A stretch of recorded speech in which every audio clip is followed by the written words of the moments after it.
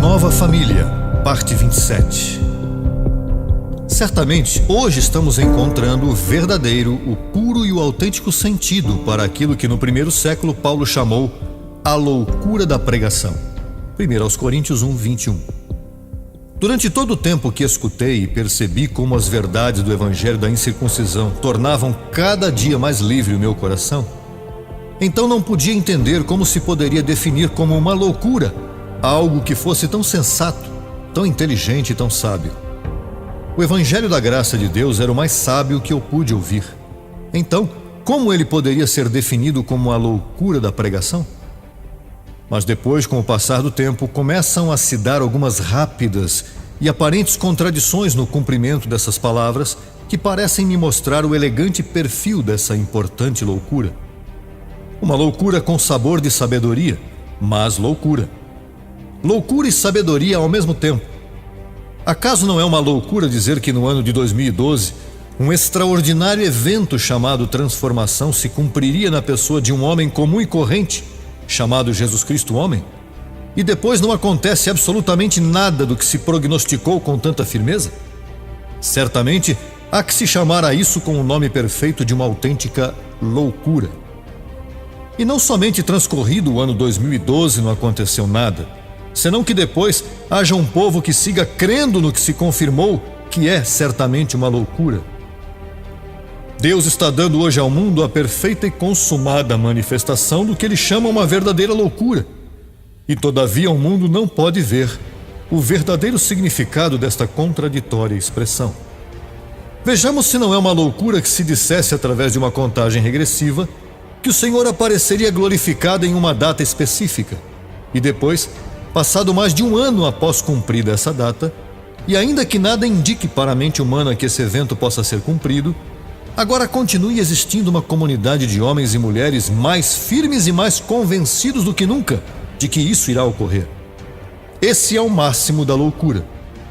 Então, Paulo, o apóstolo dos gentios, tinha toda razão quando, lá no primeiro século, chamou ao evangelho que o Senhor lhe revelou de a loucura da pregação. E o próprio Paulo reconheceu perante seus contemporâneos que ele estava louco.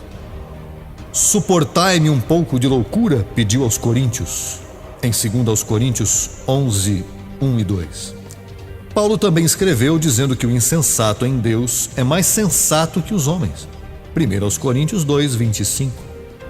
Hoje, somente uma família celestial, que é um maravilhoso produto do gênio de Deus, poderia viver aqui na Terra, no século das luzes, obedecendo e caminhando dentro dos desígnios dessa loucura de Deus.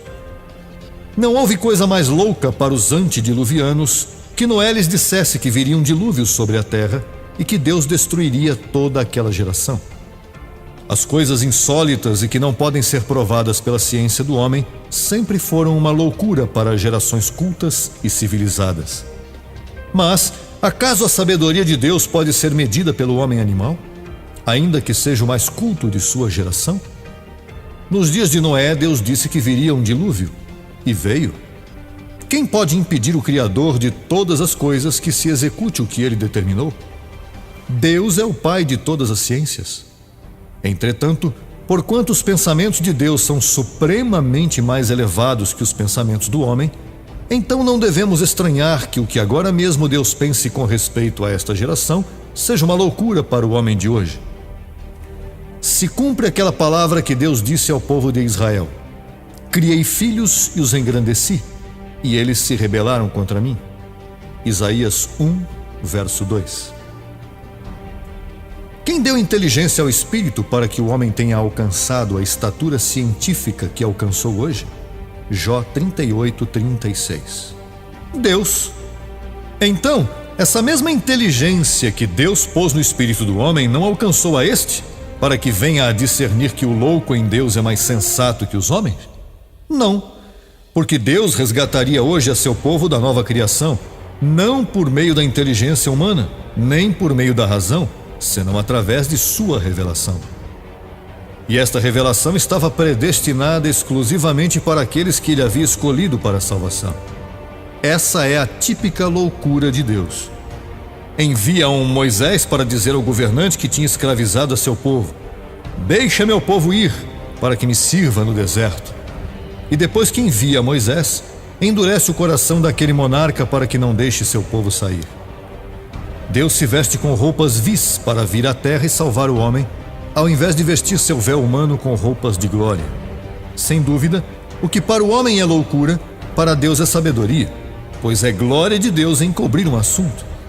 Então, nós, sua nova família celestial, seus primogênitos do novo pacto, suas primícias da última e grande colheita e seus predestinados do terceiro céu, hoje seguimos firmes adiante, tomados pela mão daquele que nos meteu em tão maravilhosa loucura.